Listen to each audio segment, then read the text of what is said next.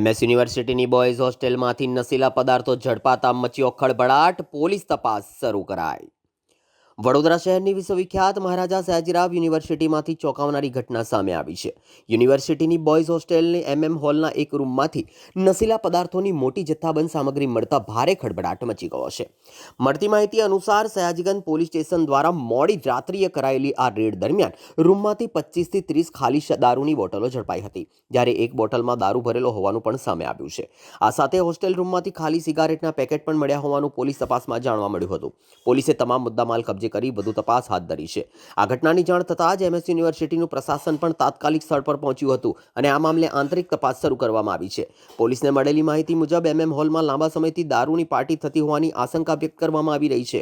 એટલી મોટી માત્રામાં નશીલા પદાર્થો હોસ્ટેલ સુધી કેવી રીતે પહોંચ્યા તે બાબતે અનેક સવાલો ઊભા થયા છે. આ ઘટનાને પગલે યુનિવર્સિટી પ્રશાસનની ભૂમિકા પર પણ ગંભીર પ્રશ્નચિહ્ન ઊભા થયા છે. સમગ્ર મામલે સયાજીગંજ પોલીસ દ્વારા ઊંડાણપૂર્વક તપાસ ચાલી રહી છે. હા, હવે આ તપાસનો વિષય છે. અમારી જાણ બહાર છે. છોકરાઓએ જે પણ કરેલું, અત્યારે ખાલી બોટલનો થેલો આખો મળેલો છે. એક બોટલની અંદર દારૂ પણ હતી. હા, થોડી બચેલી દારૂ પણ મળેલી છે. તપાસનો વિષય છે. તપાસ કરીને જે પણ હશે કાયદેસરની કોણે કઈ જગ્યાએથી ક્યાંથી દારૂ લઈ અને કોણે પાર્ટી કરી છે કે શું કર્યું છે આ બોટલનું જે પણ હતું એ, અને શા માટે તમે રૂમમાં લઈ આવ્યા છે, તપાસ કરી અને જે પણ હશે કાયદેસરની કાર્યવાહી કરવામાં આવશે. કેટલી બોટલો? 12 થી 15 જેટલી બોટલ હતી. 28 બોટલ અમારી પાસે વિડીયો છે. હા, 28 હશે. સિગરેટના 20-25 સિગરેટના બોક્સ હતા જે ખાલી પીધેલી છે. યુનિવર્સિટીની કોઈ ગાઈડલાઈન છે આની માટે? રૂલ પ્રમાણે તો છોકરાઓએ સિગરેટ કે કોઈ પણ જાતનું વ્યસન હોસ્ટેલમાં કરવાની સખત મનાઈ છે.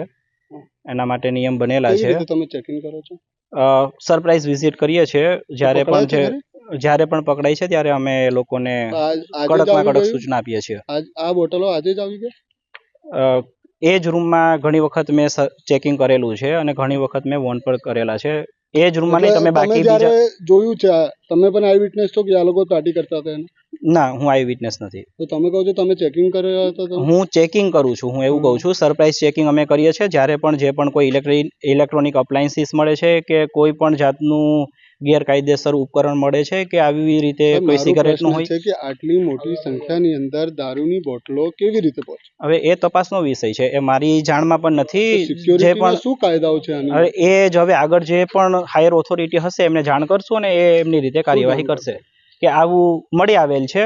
હવે આ ક્યાંથી આવ્યું છે, કોણ લઈ આવ્યું છે, ક્યાંથી લઈ આવ્યું છે, લઈ આવીને શું કર્યું છે, એ બધી જ તપાસ 30 નંબરમાંથી નીકળી છે. 30 નંબર વાળા એવું કહે છે કે એ 28 નંબરમાં જે ભાઈ રહી છે એ અમારા રૂમમાં મૂકીને જતા રહ્યા છે. 28 નંબર ખોલ્યો તમે?